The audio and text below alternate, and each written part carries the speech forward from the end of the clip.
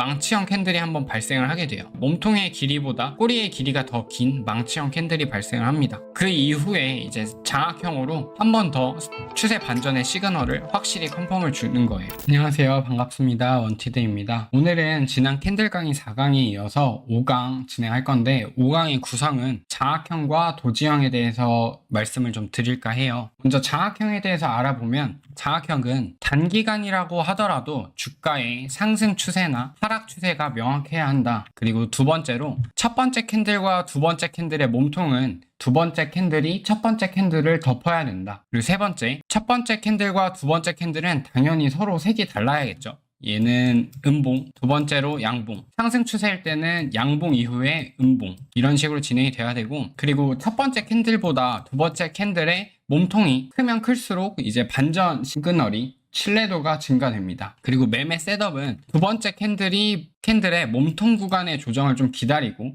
다시 반등을 할 때 매수를 하거나 얘는 이제 매도 포지션을 가져갈 수 있겠죠. 그리고 당연히 직전에 대한 저점이 이탈될 때는 스탑 로스를 가져가야 돼요. 그리고 장악 확인형 캔들인데 이제 하락 추세 이후에 하락을 멈추는 작은 양봉이 먼저 출현을 해요.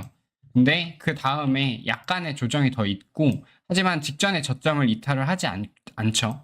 그리고 강한 양봉으로 직전 추세에 대한 캔들 돌파가 좀 나오게 돼요. 그래서 하락 이후에 특정 매물대 지역 혹은 지지 구간에서 작은 양봉의 출현으로 지지를 한번 보여주고 직전의 저점을 스탑으로 설정을 해서 매매를 하면 좀 좋은 매매가 될 수 있겠죠. 그리고 도지 캔들인데 도지 캔들은 중요한 게 하락 추세가 마찬가지로 있었고 그 이후에 도지 캔들에서 거래량이 평균 거래량보다 월등히 높거나 특정 지지 구간에서 매수 매도가 강하게 싸울 때 이제 월등히 높게 나타나겠죠.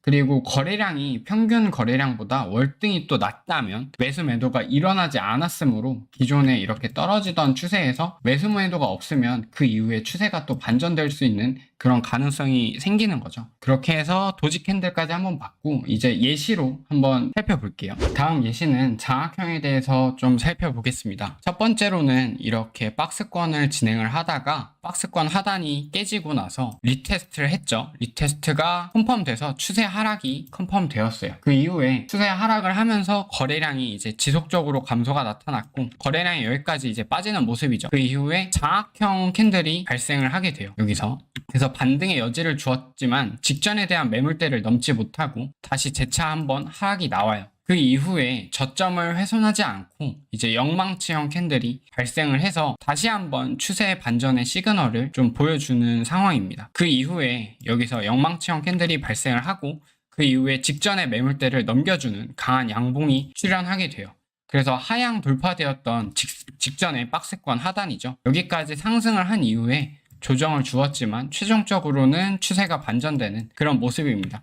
그래서 첫 번째 시그널은 우리가 여기서 거래량 감소와 장악형으로 발견을 할 수가 있었어요. 다음 예시 한번 볼게요. 다음 예시는 상승 추세 이후에 연이은 다이버전스로 이렇게 거래량도 빠졌고 보조지표도 빠지는 그런 다이버전스를 주고 이제 하락 추세로 접어들게 되죠. 그 이후에 장대 음봉 이후에 여기 이렇게 하락 추세가 나오고 쭉 빠지다가 여기 직전에 저점도 이탈이 되죠. 그래서 장대 음봉이 발생을 했지만 보시면은 망치형 캔들이 한번 발생을 하게 돼요. 그리고 꼬리 길이가 꽤 길죠. 몸통의 길이보다 꼬리의 길이가 더 긴 망치형 캔들이 발생을 합니다. 그 이후에 이제 장악형으로 한 번 더 추세 반전의 시그널을 확실히 컨펌을 주는 거예요. 그래서 조금 더 자세히 살펴보면 여기 보시면 방금 전에 이렇게 직전에 저점을 이탈하면서 강한 음봉을 줬지만 거래량이 크게 발생을 하지 않아요. 그리고 망치형 캔들이 발생을 하게 되죠. 여기 보시면 망치형 캔들은 몸통이 상당히 작은 데에 반해 거래량이 굉장히 높죠. 이렇게 되면 아래 꼬리에서의 거래량이라고 생각을 해야 되는데 매도를 했지만 그만큼 반발 매수세가 굉장히 강했다라고 보시면 됩니다. 이러면 얘는 상대적인 비정상적인 거래량으로 확인을 할 수가 있어요. 그리고 다음은 도지 캔들의 예시를 한번 살펴볼게요.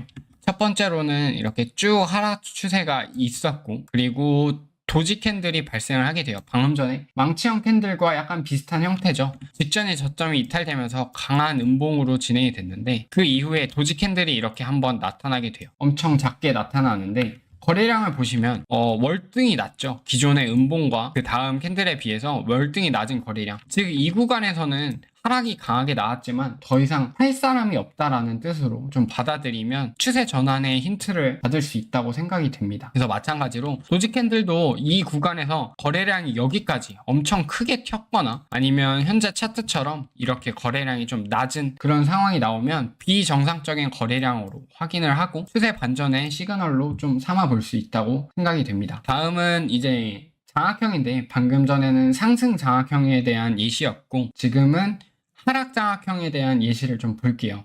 정의는 방금 전 상승 장악형과 반대라고 좀 생각을 하시면 될 것 같습니다. 바로 한번 예시를 볼게요. 첫 번째로는 상승 추세가 이렇게 쭉 발생을 하게 돼요. 그리고 장악형 음봉이 한번 발생을 하죠. 여기서 두 번째 양봉이 이렇게 쭉 발생을 하고 그 이후에 장악형 음봉이 발생을 했는데 그 다음 캔들도 보시면 윗꼬리가 굉장히 긴 하루 동안 이렇게 쭉 올라갔지만 마감은 이 시가 근처까지 매도가 나오면서 마감을 하는 그런 유성형 캔들이 발생을 하게 됩니다. 그 이후에 추세가 반전이 돼서 보시면은 거래량도 굉장히 높게 나오죠. 장악형 음봉과 유성형의 거래량이. 그 이후에 살짝 더 조정을 줬지만 직전의 고점에 대해서 이제 반등이 한번 나와요. 그래서 양봉을 또 줬는데 보시면은 직전 유성형 캔들의 윗꼬리까지 반등을 줬다가 하락을 하게 되죠. 그래서 쭉 다시 추세 반전이 일어나게 되고 여기 보시면은 직전 저점 그리고 고점에 대한 피보나치 618 되돌림까지 하락을 했다고 보시면 될 것 같습니다. 그래서 우리는 장악형 음봉과 유성형에 대해서 추세 전환의 시그널을 볼 수 있고 그리고 쭉 떨어지다가 고점에서 지지가 나와서 반등을 했을 때 이 구간에서 이제 직전의 고점을 스탑로스로 잡고